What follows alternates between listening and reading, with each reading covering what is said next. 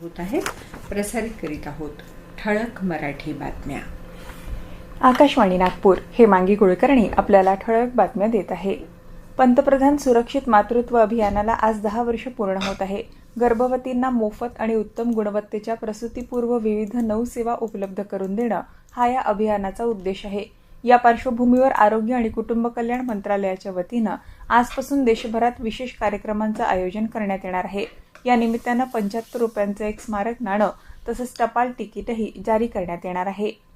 India आघाडीची काल नवी दिल्लीत बैठक झाली. या बैठकीला विविध 25 पक्षांचे नेते उपस्थित होते. दर 2 महिन्यांनी अशी बैठक घेण्यावर सर्वांचं एकमत झालं असून पुढची बैठक हैदराबादला होणार असल्याचं काँग्रेसचे अध्यक्ष मल्लिकार्जुन खरगे यांनी सांगितलं.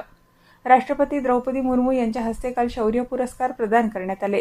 यावेळी 7 कीर्तीचक्र, 15 वीरचक्र आणि 29 शौर्यचक्र राष्ट्रपतींच्या हस्ते देऊन सैनिकांना गौरवण्यात आलं.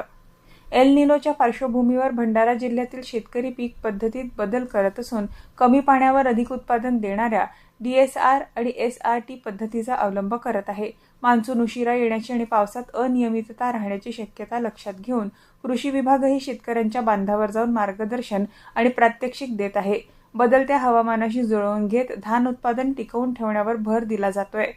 नागपूरच्या वाडी परिसरात बोगस HTBT कापूस बियाण्यांची अवैध वाहतूक करणाऱ्या दोघांना कृषी विभागाच्या गुणनियंत्रण भरारी पथकानं आणि वाडी पोलिसांनी रंगेहात पकडलं. आरोपींकडून विविध नावांनी विक्रीसाठी आणलेल्या 798 पाकिटं आणि 16 गोण्या, सुमारे 7.19 लाख रुपयांचे बनावट बियाणे आणि 1.50 लाख रुपयांची पिकअप व्हॅन जप्त करण्यात आली. बियाणे कायदा, महाराष्ट्र कापूस बियाणे कायदा आणि अत्यावश्यक वस्तू आणि अधिनियमाअंतर्गत वाडी पोलीस ठाण्यात गुन्हा दाखल करण्यात आलाय.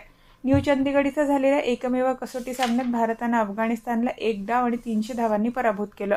भारतानं आपला पहिला डाव 8 बाद 564 धावांवर घोषित केला. अफगाणिस्तानचा पहिला डाव 152 धावांवर संपुष्टात आल्यावर भारतानं त्यांना फॉलो ऑन दिला. याबरोबरच हे ठळक बातमीपत्र संपलं.